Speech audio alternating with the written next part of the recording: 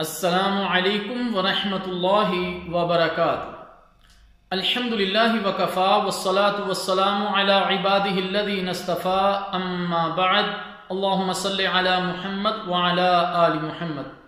محترم سامعین کرام، درس قرآن کے سلسلہ میں آج سورہ فاتحہ کا مختصر تعارف اور مفہوم ذکر کیا جائے گا۔ اس سورہ کا نام سورۃ الفاتحہ ہے۔ فاتحہ کہتے ہیں شروع کرنے والی کو، چونکہ قرآن کریم میں سب سے پہلے یہی سورت لکھی جاتی ہے، اس لیے اس کو سورۃ الفاتحہ کہتے ہیں، اور اس لیے بھی کہ نمازوں میں قرات بھی اسی سے شروع کی جاتی ہے۔ رسول اللہ صلی اللہ علیہ وسلم نے فرمایا، الحمدللہ رب العالمین۔ پوری سورت تک یہی سورت ام القرآن ہے اور ام الکتاب ہے اور سبع المثانی ہے اور قرآن عظیم ہے، صحیح بخاری۔ اس سورہ کا نام سورۃ الحمد اور سورۃ الصلاۃ بھی ہے۔ پیارے نبی صلی اللہ علیہ وسلم نے فرمایا کہ اللہ تعالیٰ جل شانہ نے فرمایا ہے، میں نے صلاۃ یعنی سورۃ الفاتحہ کو اپنے اور اپنے بندے کے درمیان آدھو آدھ تقسیم کر دیا ہے، صحیح مسلم۔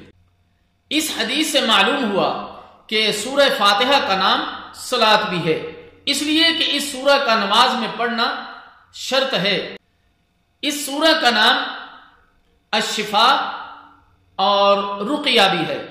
ابو سعید رضی اللہ تعالی عنہ نے جب سانپ کے کاٹے ہوئے شخص پر اس سورہ کو پڑھ کر دم کیا، وہ اچھا ہو گیا، تو پیارے نبی صلی اللہ علیہ وسلم نے ان سے فرمایا، تمہیں کیسے معلوم ہوا کہ یہ رقیہ ہے، یعنی پڑھ کر پھونکنے کی صورت ہے؟ میرے محترم دوستو، دم کے طور پر ہمارے سلف صالحین سے یہ ثابت ہے کہ سورہ فاتحہ کو پڑھ کر دم کیا جاتا ہے اور اللہ تعالیٰ جل شانہ نیت کے برابر شفا عطا فرماتے ہیں۔ تفاسیر میں اس سورت کے اور بھی نام آئے ہیں، اور یہ سورت مکہ مکرمہ میں نازل ہوئی اور اس کی 7 آیات ہیں۔ یہ مبارک سورت نہایت کارآمد مضامین کا مجموعہ ہے۔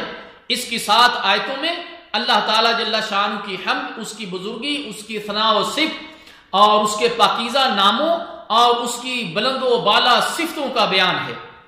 ساتھ ہی قیامت کے دن کا ذکر ہے اور بندوں کو ارشاد ہے کہ وہ اس مالک الملک سے سوال کریں، اس کی طرف تضرع جاری کریں، اپنی مسکینی اور بے کسی اور بے بسی کا اقرار کریں اور اس کی عبادت خلوص کے ساتھ کریں اور اس کی توحید الوہیت کا اقرار کریں، اسے شریک نظیر اور مثل ادا سے پاک اور برتر جانا جائے، صراط مستقیم اور اس پر ثابت قدمی اس سے طلب کریں، تاکہ یہی ہدایت انہیں قیامت والے دن پرصراط سے بھی پار اتارے اور انبیاء علیہ الصلوۃ والسلام، صدیقین، شہداء اور صالحین کے پڑوس میں جنت الفردوس میں جگہ دلائے۔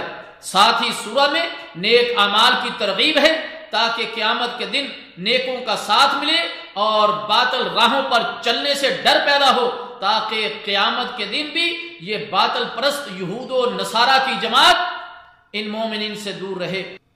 اللہ تعالیٰ جل شانہ سے دعا ہے کہ اللہ تعالیٰ ہمیں اس سورت کو سمجھنے کی اور عمل کرنے کی توفیق عطا فرمائے۔ والسلام علیکم ورحمۃ اللہ وبرکاتہ۔